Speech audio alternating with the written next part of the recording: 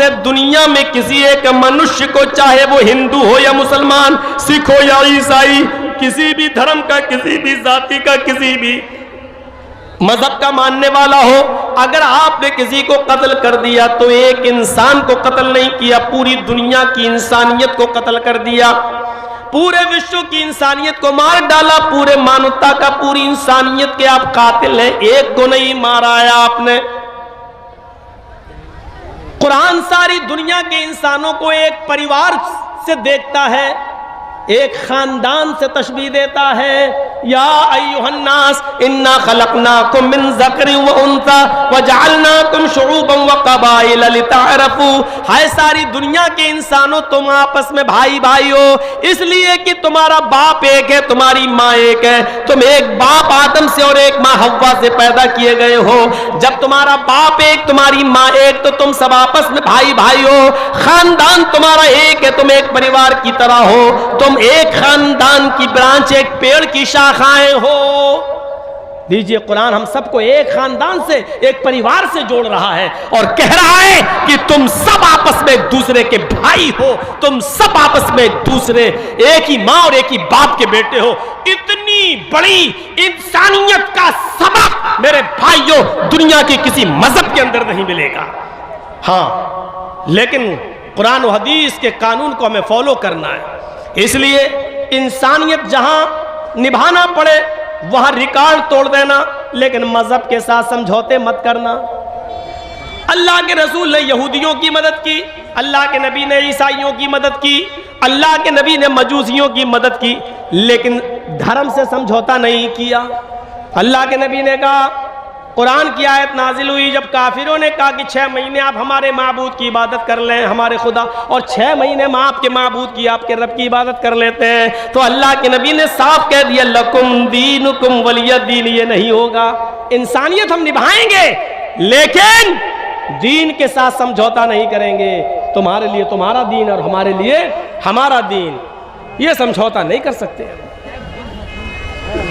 क़यामत की निशानियों में से एक निशानी ये बताई, युस्बिहु रजुलु मोमिनन व युमसी काफिरन व युमसी मोमिनन युस्बिहु काफिरन।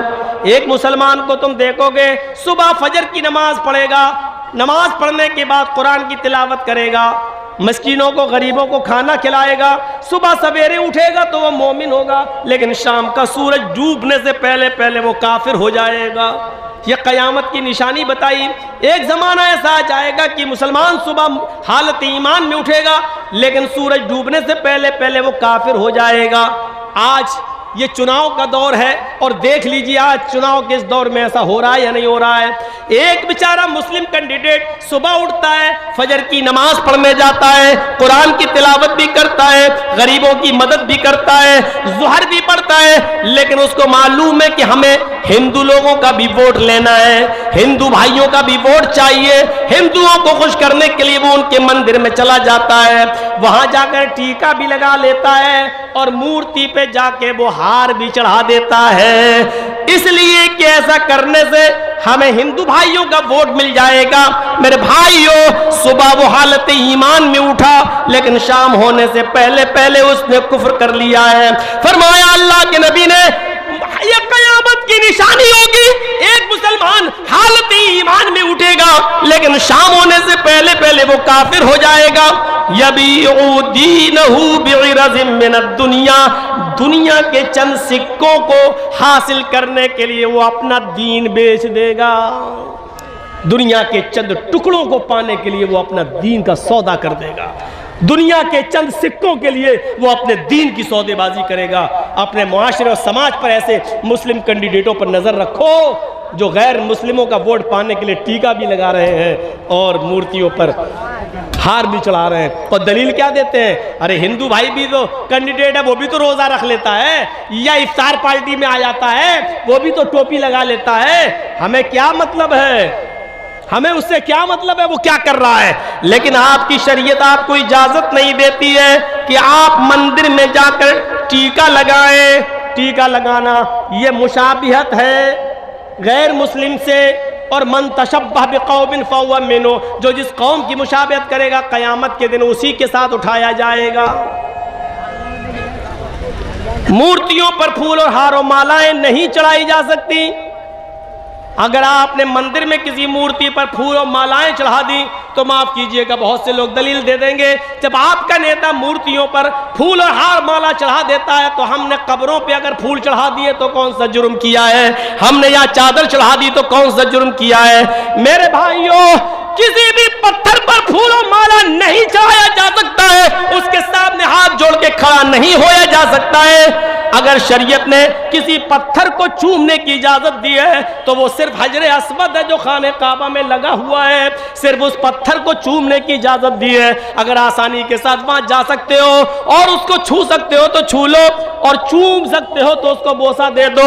लेकिन अगर ये आसान ना हो, भीड़ बहुत ज्यादा हो, तो हाथ का इशारा कर लो, बस इतना काफी है और आपको सवाब मिल जाएगा। दिल में नियत करो, अगर भीड़ ना होती तो मैं जरूर चूमता, लेकिन मैं नहीं चूम पाऊंगा क्योंकि भीड़ बहुत ज्यादा है। दाहिना हाथ उठाकर इशारा कर दीजिए और अपना चक्कर लगाना शुरू कर दीजिए। उस पत्थर को ही चूमा जा सकता है और उसका बोसा लिया जा सकता है, उसके अलावा किसी पत्थर को नहीं चूमा जा सकता।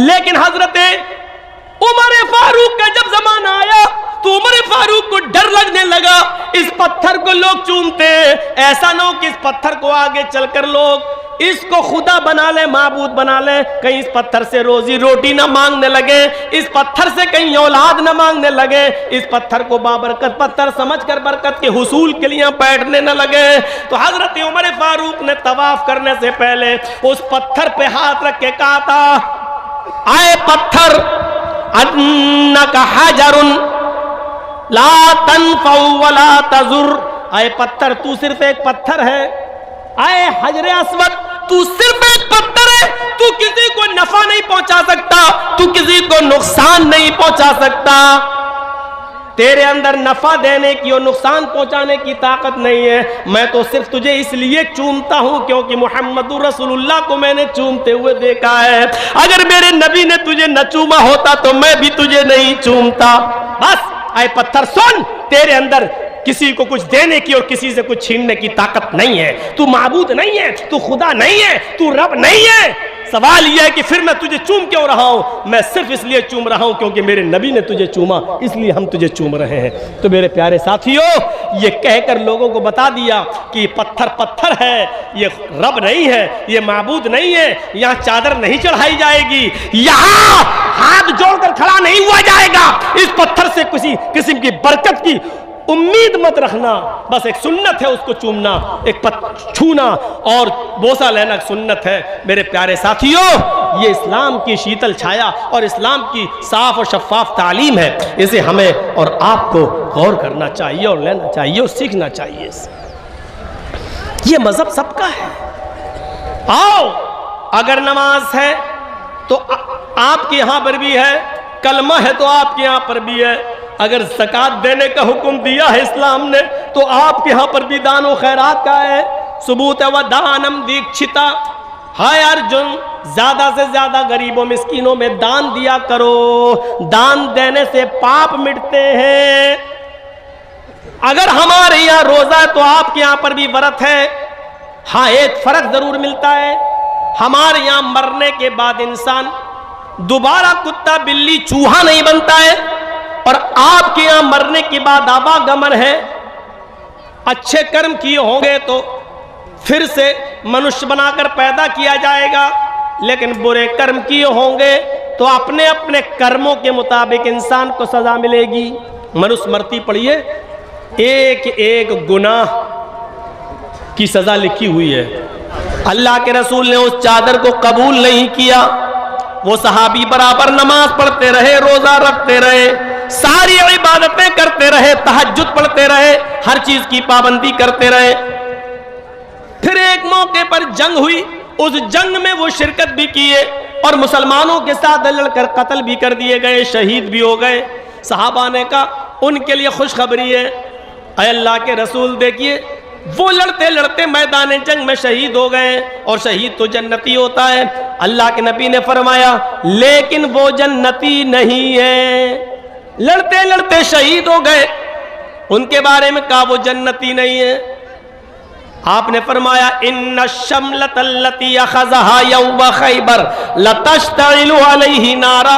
यह है बुखारी शरीफ की हदीस के अल्फाज। जो चादर उन्होंने तकसीम होने से पहले ले ली थी और ऐलान हो जाने के बाद जमा नहीं की, अपने वक्त के अंदर उन्होंने उस चादर को जमा नहीं किया, वो चादर जहन्नम की आग बनकर उनके ऊपर भड़क रही है। उस चादर की अमानत में खयानत करने की सजा जब तक ये जहन्नम में पा नहीं लेंगे तब तक ये जन्नत में नहीं जाएंगे। वो चादर इस सहाबी के ऊपर जहन्नम की आग बनकर भड़क रही है। वक्त की पाबंदी देखिए आप क्या होती है। उन्होंने वक्त के अंदर चादर जमा नहीं की, 1-2 महीने के बाद जब लेके आए तो अल्लाह के रसूल ने फरमाया कि जाओ, अब ये चादर कबूल नहीं की जाएगी, कयामत के दिन लेके आना। वक्त की पाबंदी करना सीखिए। एक एक मिनट बहुत कीमती। हजरत उमर फारूक जब खलीफा बनाए गए तो आपको मालूम होगा, और ये वाकया शायद आपने आज तक किसी और मौलवी से ना सुना हो।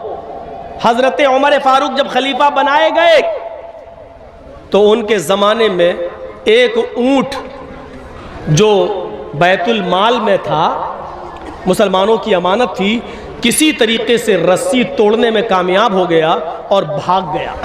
खबर दी गई हजरत उमर को, वो सोए हुए थे दोपहर में, खबर दी गई एक ऊंट भाग गया।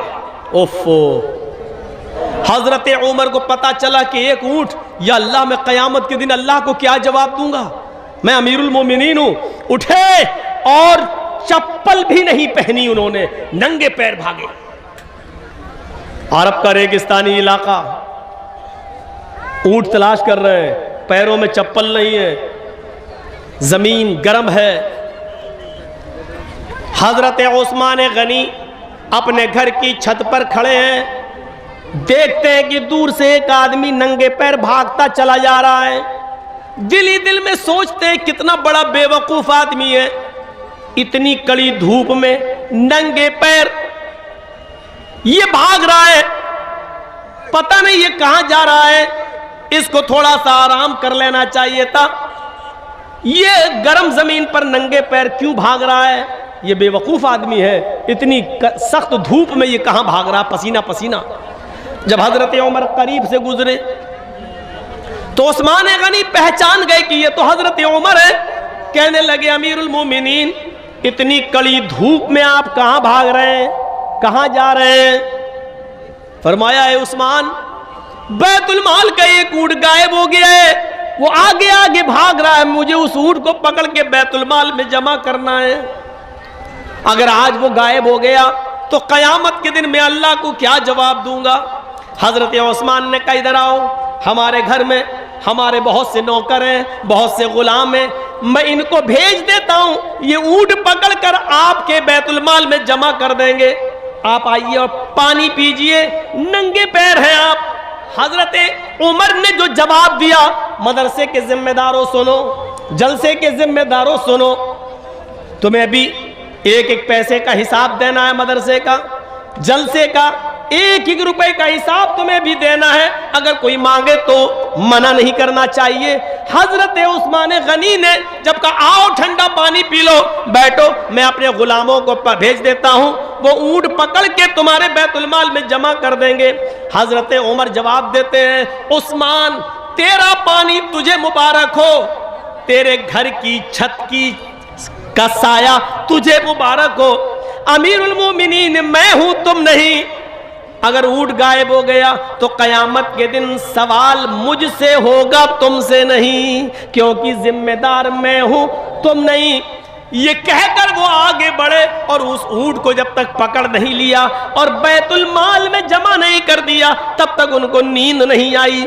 जब बैतुल माल में उस ऊंट को लाए तो बैतुल माल के जिम्मेदारों से पूछा, ये ऊंट कैसे भाग गया? तुमने निगरानी नहीं की, रस्सी तोड़ने में कामयाब कैसे हो गया? तो एक साहब ने बताया, अमीरुल मोमिनीन, इस ऊंट की लेटरीन के रास्ते में जख्म हो गया है। दुम उठाया, देखा तो उसमें घाव है, जख्म है, और उसकी लेटरीन के रास्ते से ब्लड निकल रहा था।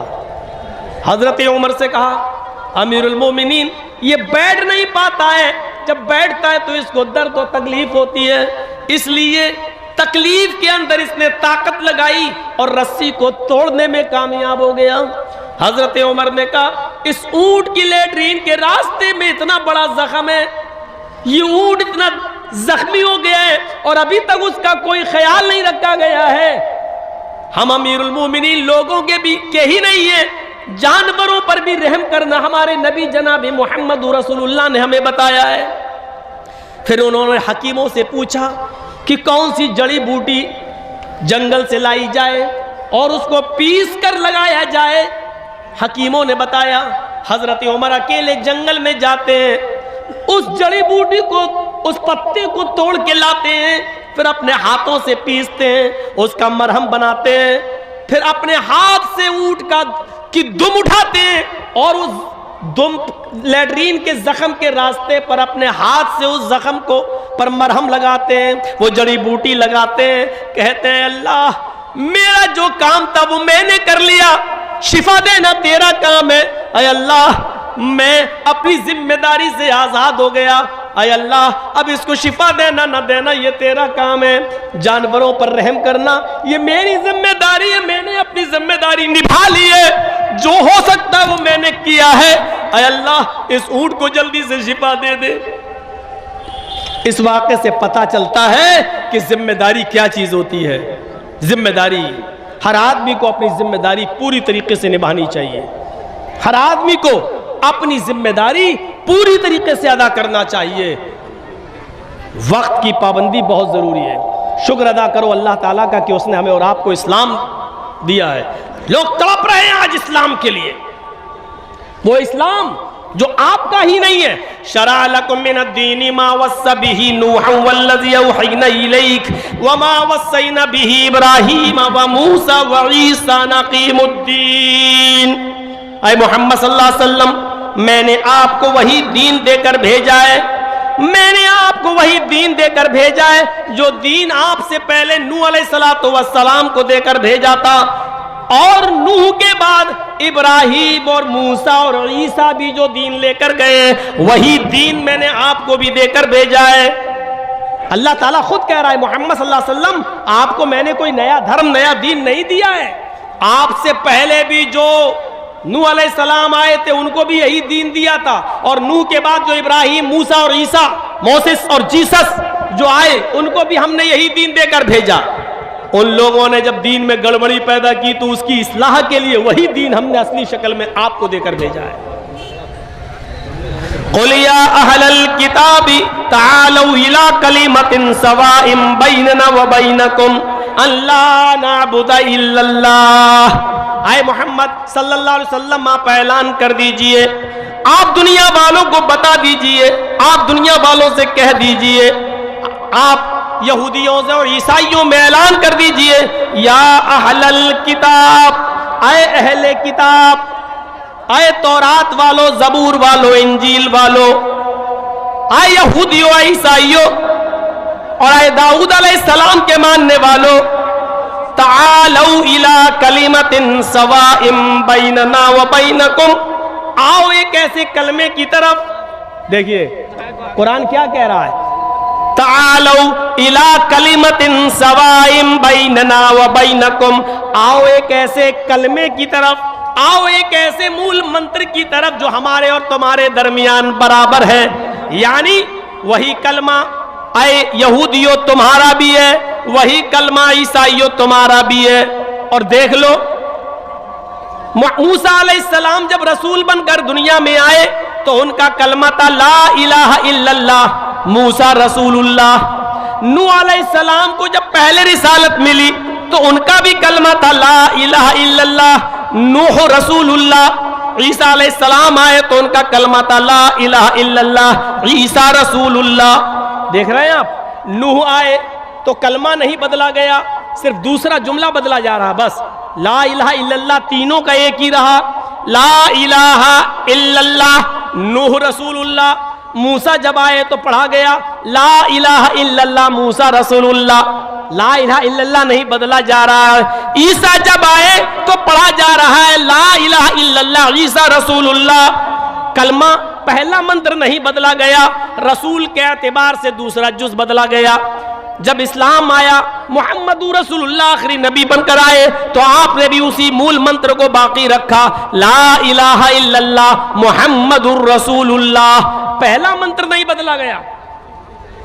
और हिंदू भाइयों में भी पहला मंत्र वही है, एकम ब्रह्मा द्वितीय नास्ति नास्ति किंचन, एक ही ब्रह्मा है, दूसरा नहीं। बल्कि पंडित जब मरता है तो मरने से पहले अपने बेटे को ला इलाहा इल्लल्लाह पढ़ने की वसीयत करता है। मरने से पहले कहता है, मेरे बेटे तू भी मरने से पहले ला इलाहा पढ़ लेना, जिसको हम वेदों की जबान में अनकही कहते हैं। ला इलाहा हरण पापन इल्लल्लाह परमपिदम। मेरे बेटे मरने से पहले ला इलाहा पढ़ लेना, हरणे पापन। जब तू ला इलाहा इल्लल्लाह पढ़ेगा तो तेरे पाप हरण हो जाएंगे, तेरे पाप मिट जाएंगे।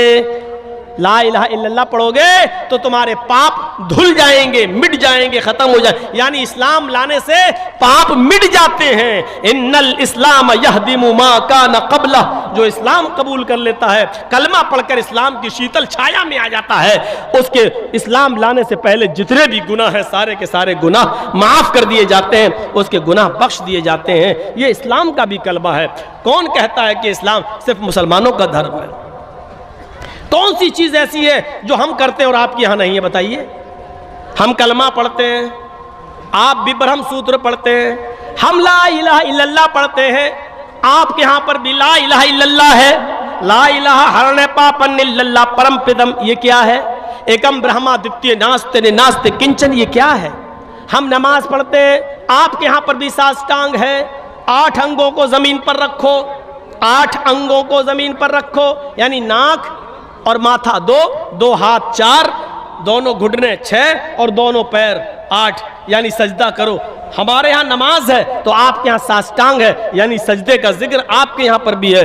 बल्कि कृष्ण जी ने अर्जुन को 5 वक्त की नमाज पढ़ने का हुक्म भी दिया श्रीमद् भागवत गीता के अध्याय 6 मंत्र नंबर 10 में। योगी युज्जित सततमात्मानं रासिस्थिता एकाकी अच्युतात्म निराशीर परिग्रह। जब तुम ईश्वर की पूजा करने खड़े हो तो पूरे शरीर का योग कर लो, पूरे शरीर की एक्सरसाइज कर लो। हृदय नमः, सीने पे हाथ रख लो, हृदय दिल नमः, सर को झुका लो, सजदे की जगह पर हृदय दिल हाथ। हिंदू को देखते हो आप, ऐसे करता है, मूर्ति के सामने खड़ा ऐसे, ओम भूर्भुवः स्वः। किसी हिंदू को आपने ऐसे ऐसे नहीं देखा होगा, ऐसे ही देखा होगा। क्यों? दिल से इबादत या दिल से पूजा। ये हृदय, जब ईश्वर की पूजा करने खड़े हो तो दिल पर हाथ रख लो। हम लोग भी अल्लाह अकबर कहकर यहाँ हाथ रख लेते हैं, जो लोग जहाँ रखते हैं हमें उनसे कोई एतराज़ नहीं है, लेकिन इबादत दिल से होती है, इस बात को याद रखिए। हृदय नमः, अपने सीने पर हाथ रख लो। अर्जुन कह रहे हैं, कृष्ण कह रहे हैं अर्जुन से, कृष्ण जी अर्जुन से, सतत महात्मानम, और हमेशा पढ़ते रहना, कभी छोड़ना नहीं। राशि स्थित, एक दिन छोड़ दोगे धर्म से हट जाओगे। अल्लाह के नबी ने क्या कहा? मन तरक सलात मुतअम्मिदन फक़द कफर, जिसने कसदन जानबूझकर एक वक्त की नमाज छोड़ी उसने कुफ्र किया। एकाकी अच्युतात्मा निराशीर परिग्रह, एक अल्लाह के सामने खड़े हो जाओ, यच्युतात्मा, अपनी आत्मा को वहीं लगा दो, इधर उधर मत देखो। ऐसे नहीं। हम लोग क्या करते हैं? अब तो बहुत से लोग ऐसे करने लगे हैं। अल्हम्दुलिल्लाह रब्बिल आलमीन। अब कहीं इमाम साहब ने अगर कहीं लंबी सूरत पढ़ दी, अलिफ लाम मीम ज़ालिकल के, तो चौंक जाएगा, हैं ये तो बहुत लंबी सूरत है, फिर ऐसे घड़ी देखेगा। आजकल ये हो रहा है। कभी कभी तो ऐसे भी देख ले, ऐसे भी हो जाती है। जबकि कृष्ण जी अर्जुन से कह रहे हैं यच्युतात्मा, आत्मा वहीं लगी रहे, दिल इधर उधर नहीं होना चाहिए, एकाकी एक जगह। निराशीर परिग्रह, सारे देवी देवताओं से निराश हो जाना, ऊपर वाले से निराश मत होना।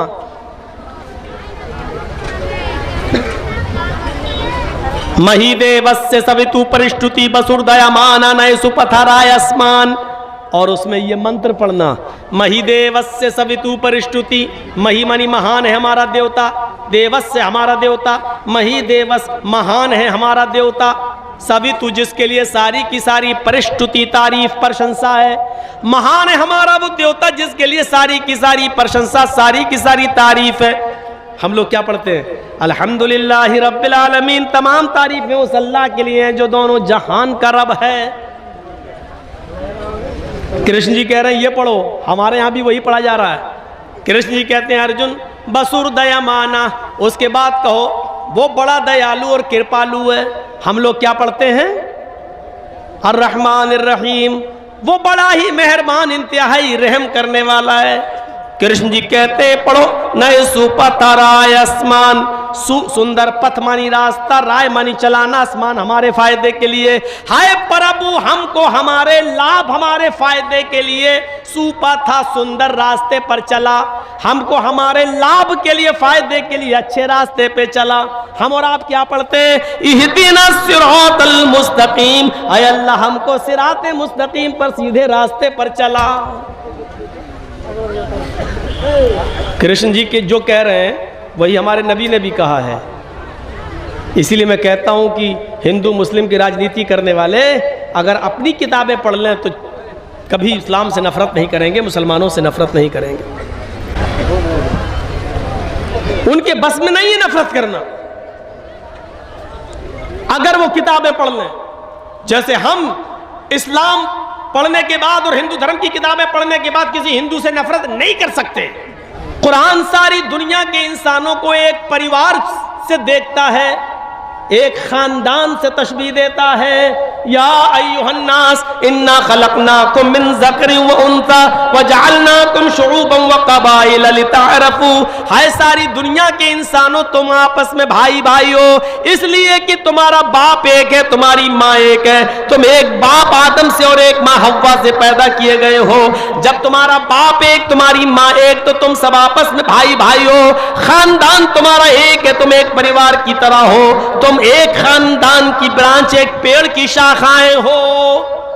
दीजिए कुरान हम सबको एक खानदान से एक परिवार से जोड़ रहा है और कह रहा है कि तुम सब आपस में एक दूसरे के भाई हो, तुम सब आपस में एक दूसरे एक ही मां और एक ही बाप के बेटे हो। इतनी बड़ी इंसानियत का सबक मेरे भाइयों दुनिया के किसी मजहब के अंदर नहीं मिलेगा। हाँ, लेकिन कुरान और हदीस के कानून को हमें फॉलो करना है। इसलिए इंसानियत जहां निभाना पड़े वहां रिकॉर्ड तोड़ देना, लेकिन मजहब के साथ समझौते मत करना। अल्लाह के रसूल ने यहूदियों की मदद की, अल्लाह के नबी ने ईसाइयों की मदद की, अल्लाह के नबी ने मजूसियों की मदद की, लेकिन धर्म से समझौता नहीं किया। अल्लाह के नबी ने कहा, कुरान की आयत नाजिल हुई जब काफिरों ने कहा कि 6 महीने आप हमारे माबूद की इबादत कर लें, हमारे खुदा, और 6 महीने हम आपके माबूद की आपके रब की इबादत कर लेते हैं, तो अल्लाह के नबी ने साफ कह दिया लकुम दीनुकुम वलिय दीन। ये नहीं होगा। इंसानियत हम निभाएंगे लेकिन दीन के साथ समझौता नहीं करेंगे। तुम्हारे लिए तुम्हारा दीन और हमारे लिए हमारा दीन, ये समझौता नहीं कर सकते। क़यामत की निशानियों में से एक निशानी ये बताई, युस्बिहु रजुलु मोमिनन व युमसी काफिरन व युमसी मोमिनन युस्बिहु काफिरन। एक मुसलमान को तुम देखोगे सुबह फजर की नमाज पढ़ेगा, नमाज पढ़ने के बाद कुरान की तिलावत करेगा, मस्कीनों को गरीबों को खाना खिलाएगा, सुबह सवेरे उठेगा तो वह मोमिन होगा, लेकिन शाम का सूरज डूबने से पहले पहले वो काफिर हो जाएगा। यह क़यामत की निशानी बताई। एक ज़माना ऐसा आ जाएगा कि मुसलमान सुबह हालत ईमान में उठेगा लेकिन सूरज डूबने से पहले पहले वो काफिर हो जाएगा। आज ये चुनाव का दौर है और देख लीजिए आज चुनाव के इस दौर में ऐसा हो रहा है या नहीं हो रहा है। एक बेचारा मुस्लिम कैंडिडेट सुबह उठता है, फजर की नमाज पढ़ने जाता है, कुरान की तिलावत भी करता है, गरीबों की मदद भी करता है, ज़ुहर भी पढ़ता है, लेकिन उसको मालूम है कि हमें हिंदू लोगों का भी वोट लेना है, हिंदू भाइयों का भी वोट चाहिए। हिंदुओं को खुश करने के लिए वो उनके मंदिर में चला जाता है, वहां जाकर टीका भी लगा लेता है और मूर्ति पे जाके वो हार भी चढ़ा देता है, इसलिए कि ऐसा करने से हमें हिंदू भाइयों का वोट मिल जाएगा। मेरे भाइयों सुबह वो हालत ईमान में उठा लेकिन शाम होने से पहले पहले उसने कुफ्र कर लिया है। फरमाया अल्लाह के नबी ने ये क़यामत की निशानी होगी, एक मुसलमान हालत ईमान में उठेगा लेकिन शाम होने से पहले पहले वो काफिर हो जाएगा। यबीउ दीनहु बिइरज़िम मिनद दुनिया, दुनिया के चंद सिक्कों को हासिल करने के लिए वो अपना दीन बेच देगा। दुनिया के चंद टुकड़ों को पाने के लिए वो अपना दीन का सौदा कर देगा। दुनिया के चंद सिक्कों के लिए वो अपने दीन की सौदेबाजी करेगा।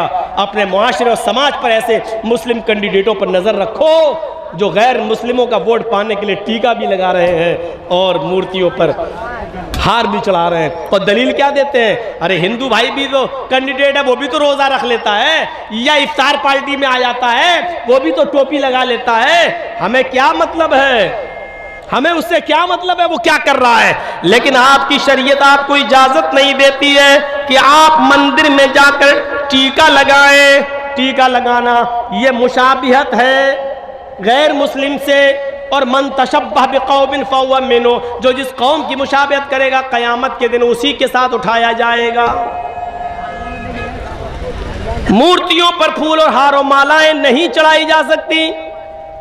अगर आपने मंदिर में किसी मूर्ति पर फूल और मालाएं चढ़ा दी तो माफ कीजिएगा बहुत से लोग दलील दे देंगे, जब आपका नेता मूर्तियों पर फूल और हार माला चढ़ा देता है तो हमने कब्रों पे अगर फूल चढ़ा दिए तो कौन सा जुर्म किया है? हमने यहाँ चादर चढ़ा दी तो कौन सा जुर्म किया है? मेरे भाइयों, किसी भी पत्थर पर फूल और माला नहीं चढ़ाया जा सकता है, उसके सामने हाथ जोड़ के खड़ा नहीं होया जा सकता है। अगर शरीयत ने किसी पत्थर को चूमने की इजाजत दी है तो वो सिर्फ हजरे अस्वद है जो खाने काबा में लगा हुआ है, सिर्फ उस पत्थर को चूमने की इजाजत दी है। अगर आसानी के साथ वहां जा सकते हो और उसको छू सकते हो तो छू लो, और चूम सकते हो तो उसको बोसा दे दो। लेकिन अगर ये आसान ना हो, भीड़ बहुत ज्यादा हो, तो हाथ का इशारा कर लो, बस इतना काफी है और आपको सवाब मिल जाएगा। दिल में नियत करो, अगर भीड़ ना होती तो मैं जरूर चूमता, लेकिन मैं नहीं चूम पाऊंगा क्योंकि भीड़ बहुत ज्यादा है। दाहिना हाथ उठाकर इशारा कर दीजिए और अपना चक्कर लगाना शुरू कर दीजिए। उस पत्थर को ही चूमा जा सकता है और उसका बोसा लिया जा सकता है, उसके अलावा किसी पत्थर को नहीं चूमा जा सकता। लेकिन हजरत उमर फारूक का जब जमाना आया तो उमर फारूक को डर लगने लगा, इस पत्थर को लोग चूमते हैं, ऐसा ना हो कि इस पत्थर को आगे चलकर लोग इसको खुदा बना ले, माबूद बना ले, कहीं इस पत्थर से रोजी रोटी ना मांगने लगे, इस पत्थर से कहीं औलाद ना मांगने लगे, इस पत्थर को बाबरकत पत्थर समझकर बरकत के हुसूल के लिए बैठने न लगे। तो हजरत उमर फारूक ने तवाफ करने से पहले उस पत्थर पे हाथ रख के कहा था, आए पत्थर, अन्नका हजरुन ला तनफउ वला तजुर, आए पत्थर तू सिर्फ एक पत्थर है, आए हजरे अस्वद तू सिर्फ एक पत्थर है, तू किसी को नफा नहीं पहुंचा सकता, तू किसी को नुकसान नहीं पहुंचा सकता, तेरे अंदर नफा देने की और नुकसान पहुंचाने की ताकत नहीं है। मैं तो सिर्फ तुझे इसलिए चूमता हूं क्योंकि मुहम्मदुर रसूलुल्लाह को मैंने चूमते हुए देखा है। अगर मेरे नबी ने तुझे न चूमा होता तो मैं भी तुझे नहीं चूमता। बस आए पत्थर सुन, तेरे अंदर किसी को कुछ देने की और किसी से कुछ छीनने की ताकत नहीं है, तू माबूद नहीं है, तू खुदा नहीं है, तू रब नहीं है। सवाल यह है कि फिर मैं तुझे चूम क्यों रहा हूं? मैं सिर्फ इसलिए चूम रहा हूं क्योंकि मेरे नबी ने तुझे चूमा, इसलिए हम तुझे चूम रहे हैं। तो मेरे प्यारे साथियों, ये कहकर लोगों को बता दिया कि पत्थर पत्थर है, ये रब नहीं है, ये माबूद नहीं है, यहाँ चादर नहीं चढ़ाई जाएगी, यहाँ हाथ जोड़कर खड़ा नहीं हुआ जाएगा, इस पत्थर से किसी किस्म की बरकत की उम्मीद मत रखना। बस एक सुन्नत है उसको चूमना, एक छूना और बोसा लेना सुन्नत है। मेरे प्यारे साथियों, ये इस्लाम की शीतल छाया और इस्लाम की साफ और शफाफ तालीम है, इसे हमें और आपको गौर करना चाहिए और लेना चाहिए और सीखना चाहिए।